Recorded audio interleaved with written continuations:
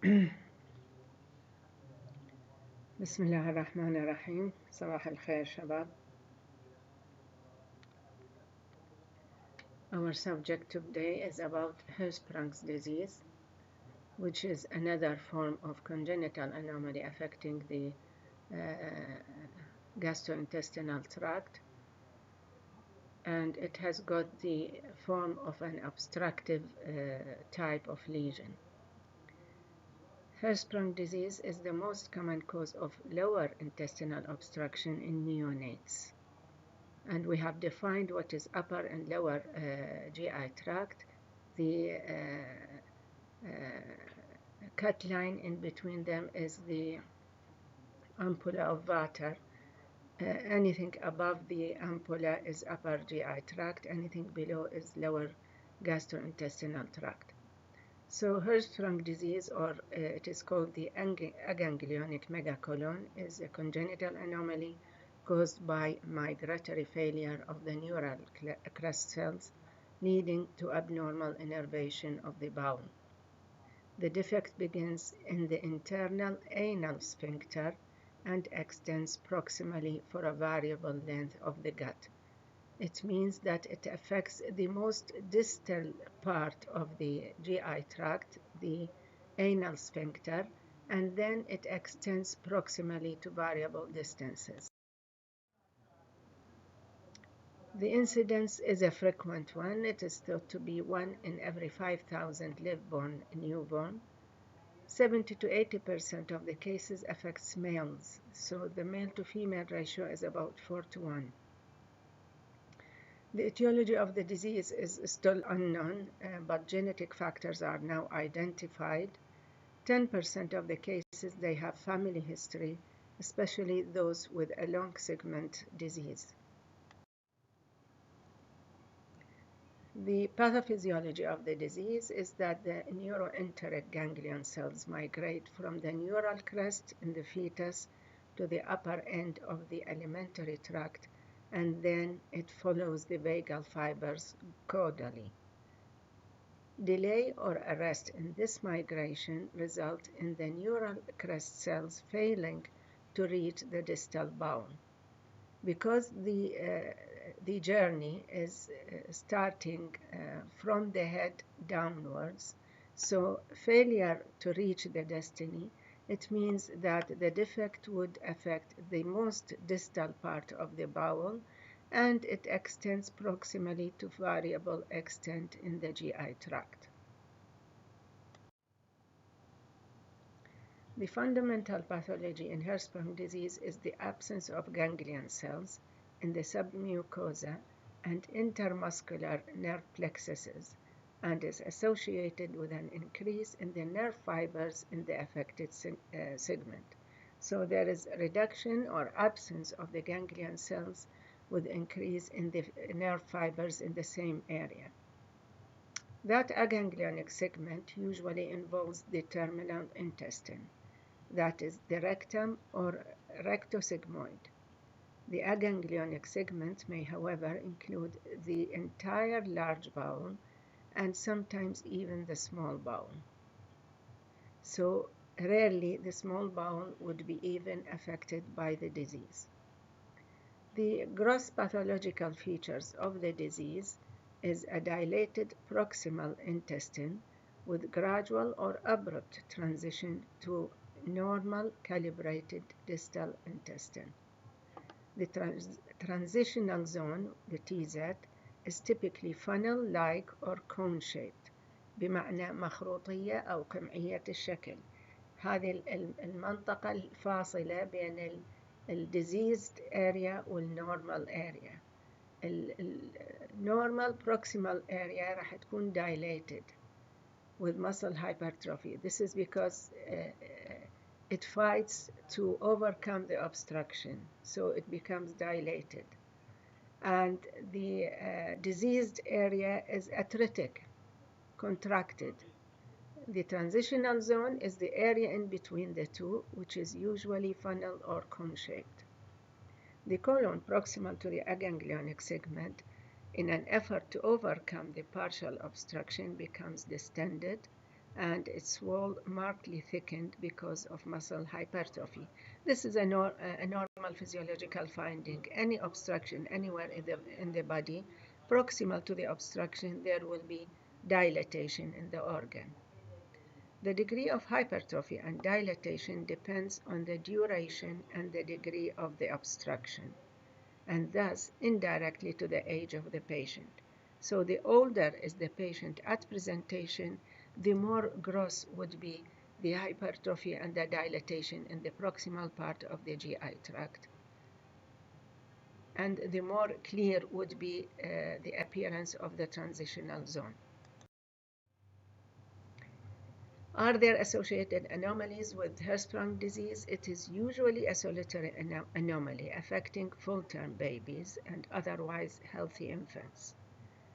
Associated anomalies do occur in nearly 20% of cases, some of them affecting the urogenital system, some the cardiovascular system, or the other GI anomalies, with 8% having various other malformations. Prematurity is reported in as many as 10%, so it is more common in full-term babies, usually as a solitary anomaly, but infrequently having anomalies affecting the other systems. Children with trisomy 21, that is Down syndrome, occurs in approximately 5% of the cases. So it is a frequent anomaly affecting Downy children. How does it present? It may present as failure to pass meconium in the first 24 hours. وإحنا قلنا إنه most of the newborns, they should pass meconium within the first 24 hours, and it is definitely delayed if they do not pass it within the first 48 hours. So 98% of neonates, they do pass meconium within 24 hours. Any newborn who fails to pass meconium in the first 24 to 48 hours of life should be evaluated for possible Hirschsprung disease. That is, even if he doesn't show any other sign and symptom of the disease. مجرد there was a delay in the passage of meconium, he needs to be evaluated. The other form of presentation may be as frank neonatal intestinal obstruction. And as we have mentioned, it is a sort of lower GI tract obstruction. The symptoms so would be bile-stained vomitus, abdominal distension. If it was upper GI obstruction, the vomiting may be bile-stained or not. It depends really on the level of the obstruction in accordance to the opening of the ampulla of Vater. But definitely there will be no abdominal distension in high abdominal intestinal obstruction. So frank neonatal intestinal obstruction is another mode of presentation. The other one, there may be no frank features of intestinal obstruction, but there will be a recurrent enterocolitis. And enterocolitis, it means severe colonic inflammation with ulceration presenting as bloody diarrhea, abdominal distension, and a severely toxic state. This problem usually is faced in the first 3 months of life if the condition is not picked up early. The other mode of possible presentation is what is called the toxic megacolon. In such condition, the patient would present with explosive watery diarrhea, high fever, bile-stained vomiting, severe dehydration, abdominal distension, and sometimes even shock. And this problem, it may affect any chronic obstruction to the large bowel. And this is why we should plan to relieve such obstruction to avoid developing this complication, because it is a very stressful condition. The other possible complication is spontaneous perforation, which may occur in 3% of the patients, especially if a long segment ganglionosis is found. The other and the last presentation as chronic constipation in the older child. Usually, in addition, the child have features of growth retardation, which is a phenomena that we use it to differentiate hirschsprung disease, late presentation of hirschsprung disease, from that what we call acquired megacolon or functional constipation in children whom they develop this problem usually around the age of toilet training. So bad approach in toilet training in children during the 2nd to 3rd year of life may lead to chronic constipation, which may be misdiagnosed as hirschsprung disease. So the way to differentiate is usually hirschsprung people, they have an element of growth retardation, and usually they have history of passing small sized stool, hard stools, pellet-like stool, يعني قطع صغيرة, and usually they never pass a bulky normal sized stool. This is another point to differentiate them from. So back again to finish with our subject of the hirschsprung disease. How do we diagnose the condition? Starting from the history of failure to pass meconium in the proper time, followed by painless abdominal distension and constipation, which are features of intestinal obstruction, plus minus the presence of vomiting, depending on the severity of the condition. On physical examination, we find a distended abdomen. Multiple fecal masses may be felt on abdominal examination. On rectal examination, characteristically, there is anal sphincter is hypertonic. We mean it is a tight anal sphincter. The rectum is typically empty لأنه الobstruction غالبا شمل الركتم فما فوق. No feces will reach to the area. The rectum is empty, the anal sphincter is tight, and we may be able to palpate hard fecal masses by the tip of the finger and sometimes by manually with one hand on the anterior abdomen and the other finger rectally. Radiological evaluation is necessary for the diagnosis. A plain X-ray of the abdomen in the erect and the supine. It will show the absence of air in the lower part of the abdomen, what we call absence of the presacral air, because the rectum plus minus the sigmoid are atretic, so they are not aerated. The definitive diagnosis may be done by contrast enema. We mean by it the barium enema. It shows a narrow distal segment اللي هي الarea of the atresia, followed by a funnel-shaped dilatation at the level of transitional zone with marked dilatation of the proximal colon. A delayed film after 24 hours of injecting the barium contrast, it is a very important step in the diagnosis because it shows poor emptying with barium throughout the colon. يعني the barium is retained for a long time. Normally it should be evacuated.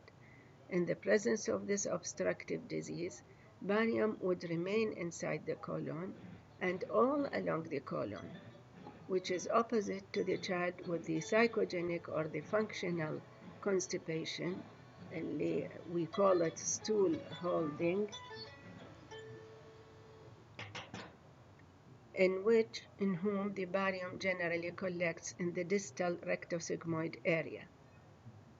So one important remark is that the contrast enema should be done without preparation of the bowel, because if we prepare him by performing multiple enemas, we will empty the collected hard stool in the proximal dilated colon, and then we will lose the site of the transitional zone, which is very important for the diagnosis.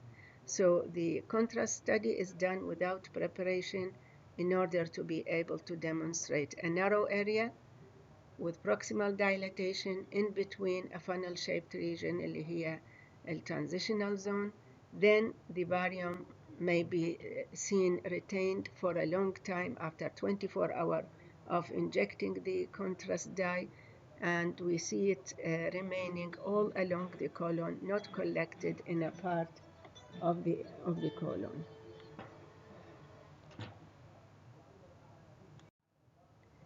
Another mode of diagnosis is by manometry. This mode of diagnosis is not useful in the neonatal period, but it is an excellent screening tool in infants and children in whom we want to differentiate between hirschsprung and acquired functional constipation. The classic finding in hirschsprung disease is the absence of the rectoanal inhibitory reflex when the rectum is distended. So usually they pass a catheter with a balloon inside the rectum. When the balloon is distended, normally, physiologically, there should be a recto-inhibitory reflex. We mean by that there should be relaxation of the internal anal sphincter. But in hirschsprung children, this area is already atretic. They cannot relax it. So even when the rectum is distended by the balloon, there is no inhibitory rectoanal reflex. It cannot relax. The definitive mode of diagnosis is by getting a rectal biopsy, which demonstrates the absence of ganglion cells with nerve hypertrophy and stains indicating acetylcholinesterase activity in the area. A suction biopsy اللي هي نسميها punch biopsy اللي هي usually it does not need anesthesia. It can be done, but usually it is not fully informative as the full thickness biopsy, which is done under general anesthesia, because the defect, as you know, is not only in the submucosa, it is in the intermuscular nerve plexus, and this area cannot be reached unless we do a full thickness biopsy. Ultrasonography is usually useful just to detect associated anomalies with the condition. The management in the acute neonatal period when it presents as intestinal obstruction, so the baby would need resuscitation, nasogastric tube suctioning and nothing per oral, IV fluid rehydration, antibiotics, a rectal tube irrigation to reduce the distension in the area. The initial treatment requires performing a leveling colostomy in the most distal colon with ganglion cells presence. بمعنى المفروض تتحدد in the theater the extent of the aganglionic area that should be resected, and we should preserve the proximal normal area. So the area of the aganglionosis should be delineated clearly in order to be resected. This requires exploration with multiple seromuscular biopsies of the colonic wall to determine the exact extent of the aganglionosis.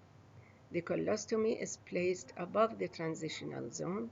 Placement of the colostomy in an area of aganglionosis will lead to persistent obstruction.